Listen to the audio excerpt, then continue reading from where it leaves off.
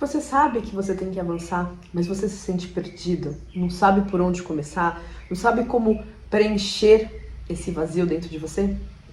Bem-vindo ao meu canal. Para quem não me conhece, eu sou a Julia Galves.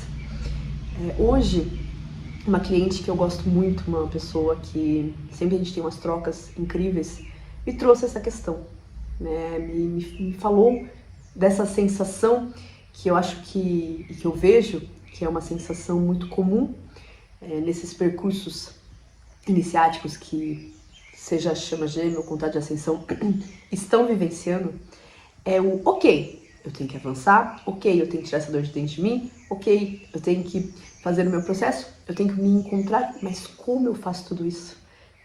E eu não vou te dar uma receita de bolo, porque não existe uma receita de bolo, mas eu vou te dar algumas dicas e vou te contar um pouco, bem rapidamente, porque se eu for contar o meu processo, a gente vai ficar aqui por horas e horas e horas, mas de algumas coisas que aconteceram pra mim, não que seja o único caminho, mas foi o meu caminho, tá? Primeira coisa, eu acho que é muito importante você entender que não tem certo e errado, tá?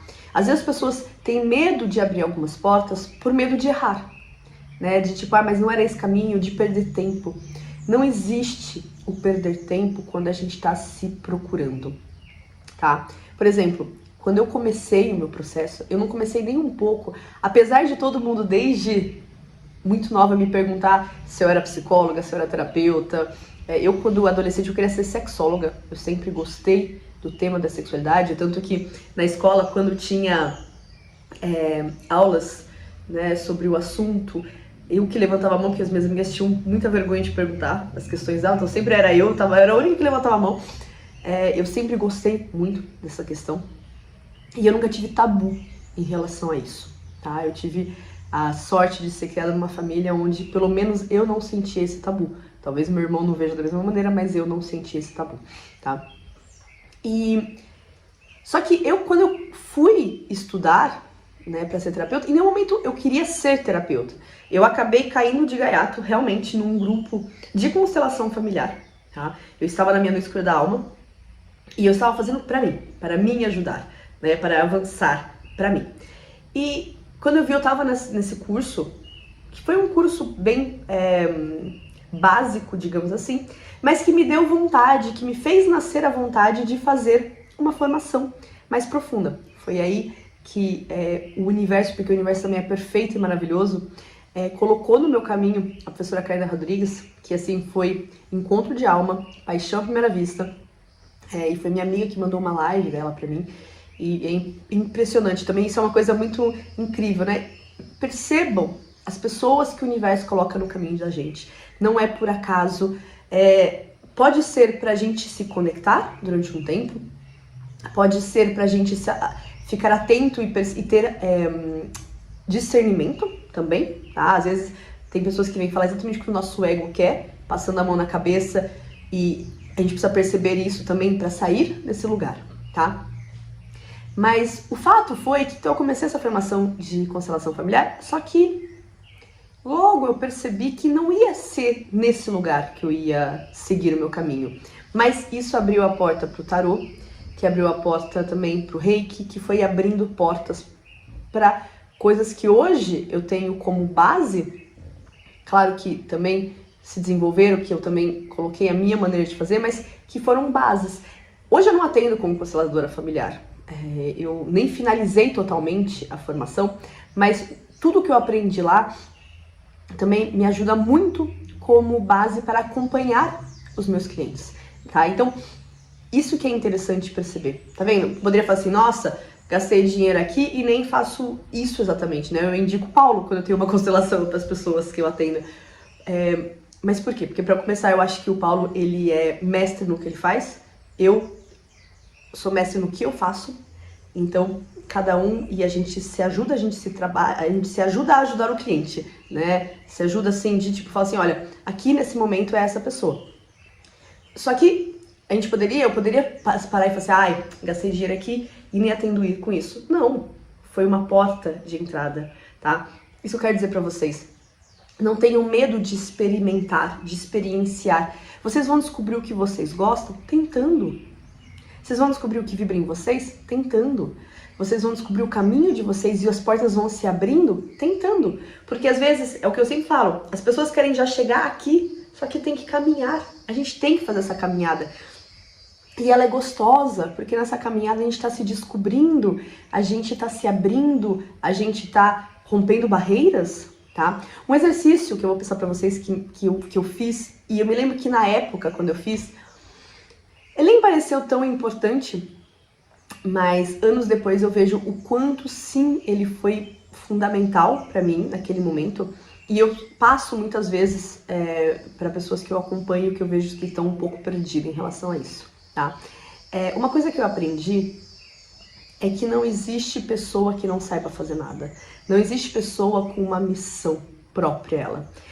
O problema é que o nosso mental, ele é muito condicionado ao que é profissional, ao que existe, ao que é certo. Aqui é um caminho que, aqui eu vou ter reconhecimento, né? Eu me lembro que quando eu decidi fazer o que eu faço, né?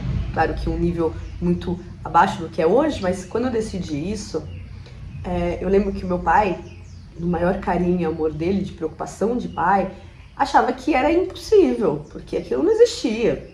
Eu lembro que ele falou assim, Júlia, todo mundo dá curso de reiki, tem muitos cursos de reiki, porque ninguém vive aplicando reiki, ninguém vive trabalhando com isso. E eu falei pra ele, sim, pai, é verdade, talvez seja verdade, né? Mas eu sinto que é esse caminho que eu tenho que seguir. E eu nem ia aplicar reiki, né? Mas enfim, era um exemplo dele.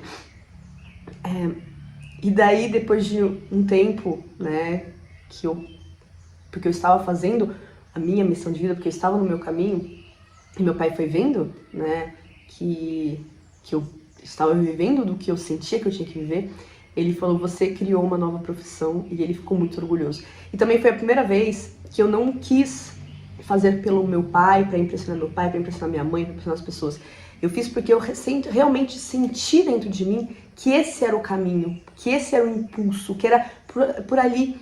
E claro, tinha chances de não dar certo, né? Eu tinha uma retaguarda aí que eu tinha planejado para isso, tá? Mas eu fui confiante, eu fui de coração, tá? Então eu vou passar para vocês o exercício que eu tô falando aqui e não passei. O exercício é o seguinte. Vocês vão fazer 3 colunas, tá? Na primeira coluna, vocês vão escrever o que as pessoas elogiam em vocês. Não importa se você concorda com aquele elogio ou não, tá? O que eles elogiam em vocês? O que eles falam que você é boa, que você é bom, que você tem de qualidade? O que é isso? E você vai fazer essa lista. Na segunda coluna, você vai colocar o que você acha que você tem para dar ao mundo, né?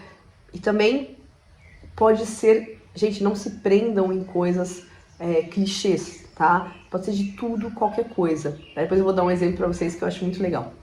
E na terceira coluna, vocês vão ver como vocês podem colocar essas qualidades de vocês a serviço dos outros, tá? E o que vocês precisam para isso? Por exemplo, eu vou dar o meu exemplo, tá? Quando eu fiz essas listas, uma das coisas que eu sentia que eu tinha a dar ao mundo era a minha mediunidade.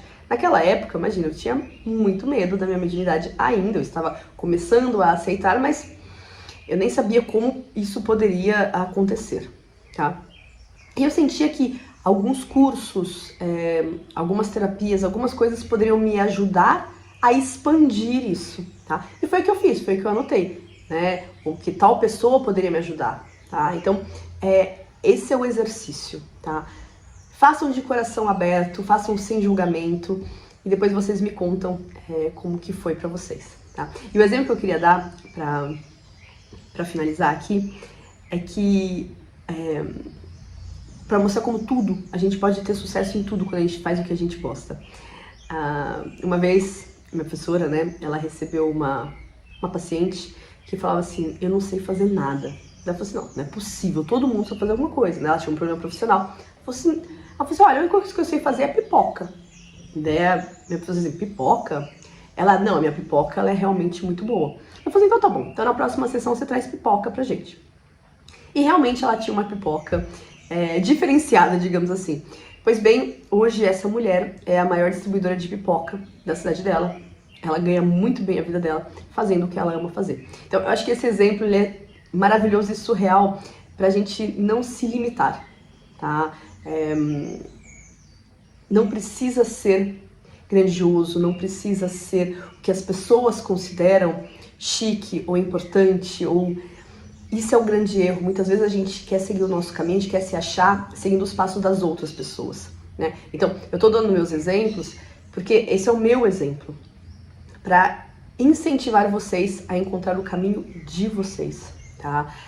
Para vocês abrirem portas, fecharem portas, e não é aqui, vou por aqui, tá? Tentar mexer o corpo de vocês, se conectar, comunicar, estar em contato com pessoas que fazem bem, tá? Trocas, prazer, encontrar o prazer. Gente, a nossa vida tem que ser uma vida de prazer. Eu sei que parece alguma coisa meio surreal quando eu falo isso, mas a nossa vida tem que ser de prazer.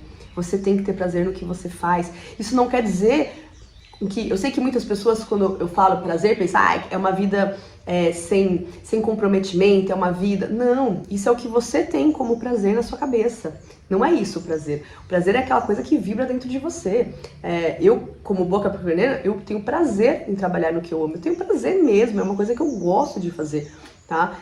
Eu tenho prazer em estar com meus filhos, em estar com a minha família, eu tenho prazer em dançar, eu tenho prazer em fazer retiros e estar trabalhando com essa egrégora e toda a parte de energia.